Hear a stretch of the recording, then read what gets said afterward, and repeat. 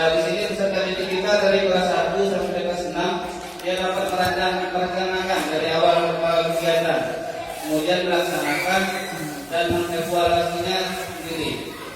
Yang kedua, peserta didik dapat menyampaikan suara, ide atau gagasan serta memilih peran yang sesuai dengan potensi dan minat masing-masing. Ketiga, peserta didik dapat mengimplementasikan nilai tanggung jawab, kerjasama, kelas dan percaya diri dalam penyampaian pendapat. Lanjut, capaian dan langkah. Ini capaiannya. Peserta didik dapat merencanakan, melaksanakan dan mengevaluasi kompetisi sesuai dengan peran serta menerapkan nilai terbaik dan kolaborasi melalui permainan bola tembak. Langkah-langkahnya, peserta didik akan terus dilibatkan selama program berlangsung, mulai dari pengelolaan musim, afiliasi dan penyiapan pertandingan formal hingga pertandingan kejahatan pertandingan. Nah, di sini semuanya peserta didik berperan aktif dalam program.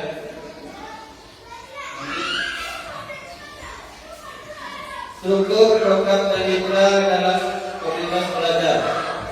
Ini penanggung jawab kepala sekolah Bapak SPD, ketua pelaksana kegiatan saya sendiri Redi Alesta SPD, sedangkan ketua kita Ibu Uci Rahmayani Kusuma SPD, serta 8 guru sebagai fasilitator selama pelaksanaan program. Seluruh peserta didik sebagai pelaksana dari kelas 1, kelas 2, kelas 3 berperan menjadi supporter, sedangkan kelas 4, 5, 6 sebagai panitia atau pemain. Sedangkan narasumber kita ambil dari komite sebanyak 1 orang. Ini lini masa strukturnya.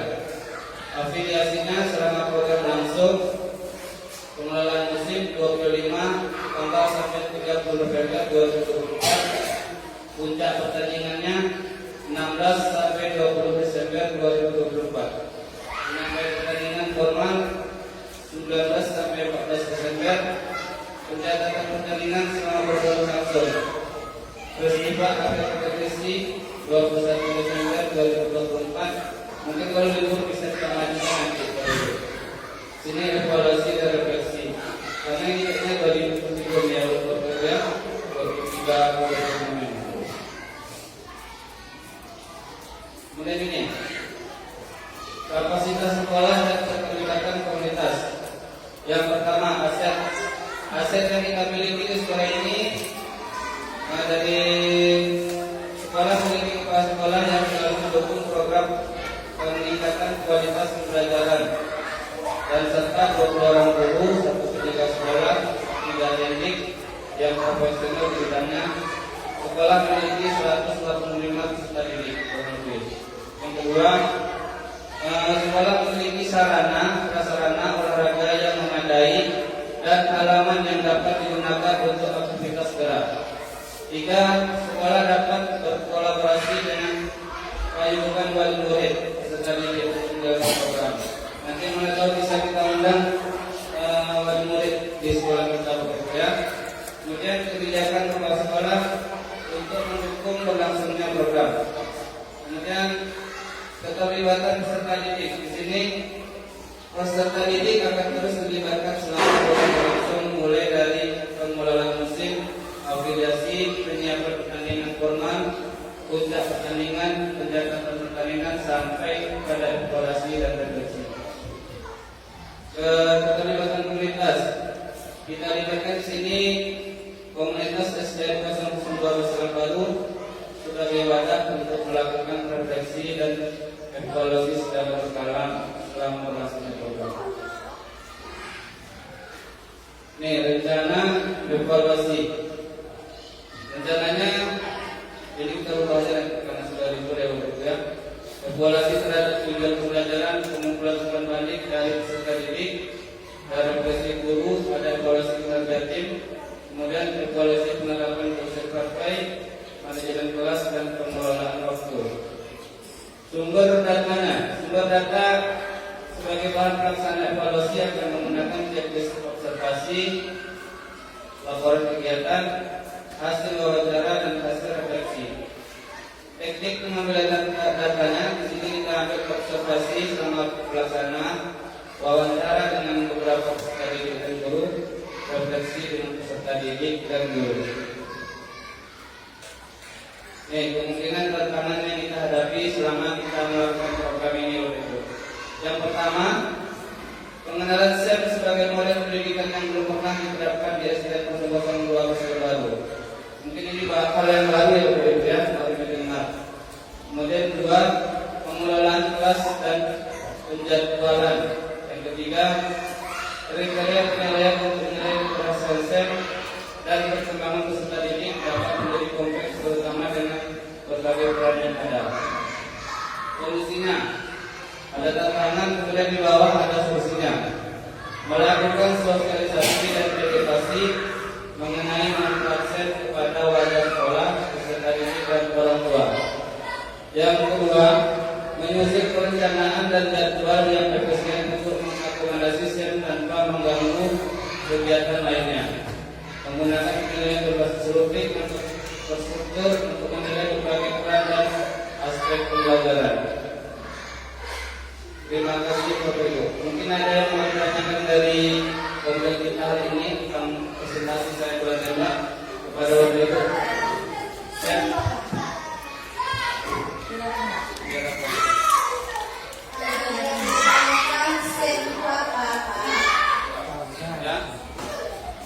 Nah, di sini SEM ini suatu permainan ya, pertandingan yang dimana di situ lengkap, ada wasitnya, ada supporternya, yang mana di situ peserta didik itu sendiri, guru hanya sebagai fasilitator ya, cuma hanya melihat saja.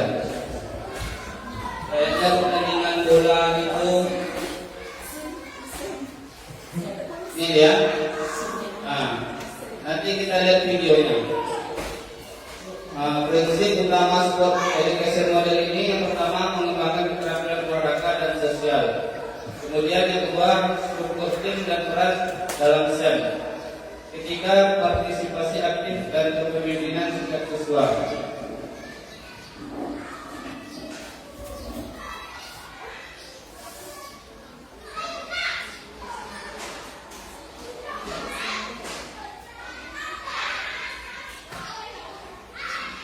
Intinya di sini semuanya yang menjadi peserta didik ya, yang menjadi peserta seperti pemainnya. Biasanya kita apa? Ada nanti yang syutingan, dan seperti itu. Nah, ada lagi pertanyaan yang Bapak Ibu? Ya Pak. Nah, Apa cara mainkan bola tembak itu Pak? ya. Apakah ada videonya Pak? Ada video juga itu Pak? Iya.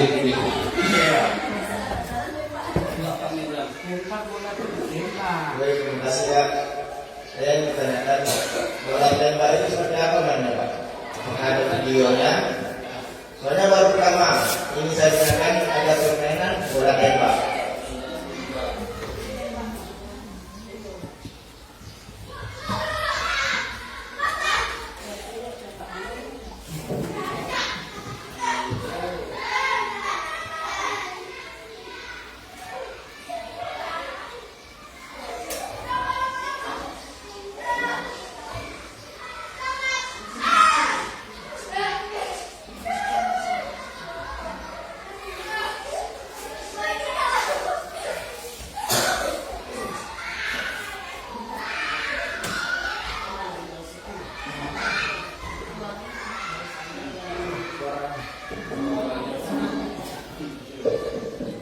Dan ya, kita lihat gambar videonya aja. Ini bola tembak adalah permainan tradisional.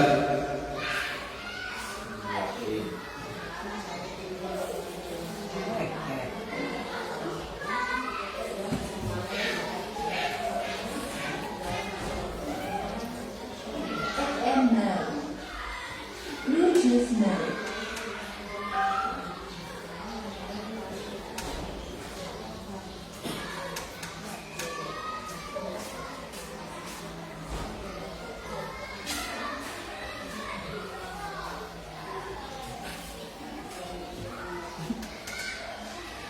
Bola tembaknya visi tembaknya Pak. Visi tembak visi aku. Bola itu bisa bola basket tuh. Banyak bola voli juga bisa. Bola-bola bisa. Ya. Bukan tangan aja lempar. Nah.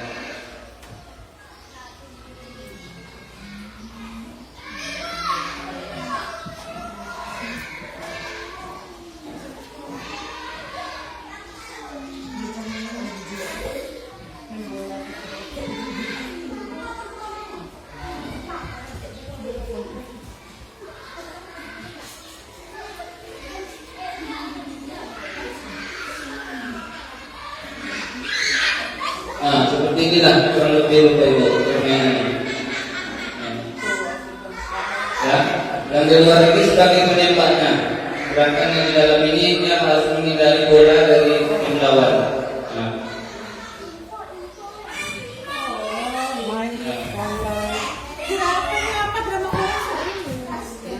Ya, nah ini dia. Nih, Yang di luar itu. ya ini kawan sama ini ya. Jadi ini nembak tim yang ini, tim yang di dalam. Jadi dia harus menghindar, ya. Tidak boleh disundul atau ditendang ini. Nanti oper lagi ke sini, yang tim ini, yang melakukan sini, nembak ini. Jadi mainnya beregu gitu ya Pak? Iya, beregu ini. Sekitar 5 orang atau 10 orang. Dari 10 orang, nah, ya, kita kan 10 atau 12 orang. Pokoknya yang di dalam itu jangan sampai keluar. Iya. Nah, jadi apa nanti ini? Nah, yang ini berkawan sama pemain ini. Dan nanti ini wasitnya sendiri ini dari peserta didik semuanya, yang mencatat skornya. Jadi kita sebagai guru hanya melihat aja. Ya, nanti ada datang apa? Umpamanya datang wali kota atau bupati dari peserta didik itu sendiri yang menyampaikan. Nah,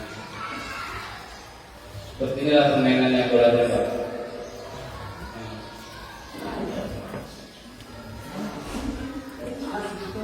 Bajunya harus beda ya.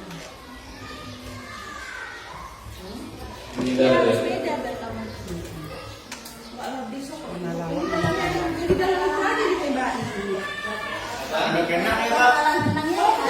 Ya kalau dia kena ini, kena dari tim lawan ini, poinnya 2. Ya.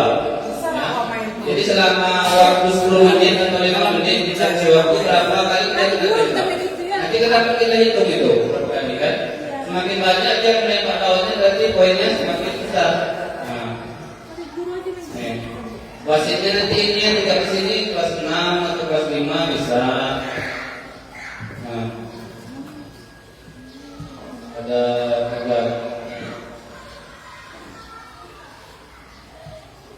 dan kurang lebih seperti inilah Bapak Ibu ya. Hanya dicatat skornya juga dari kelas 6 lah bisa ini. Kelas 5 lah wasitnya. Bola kita bisa pakai bola voli.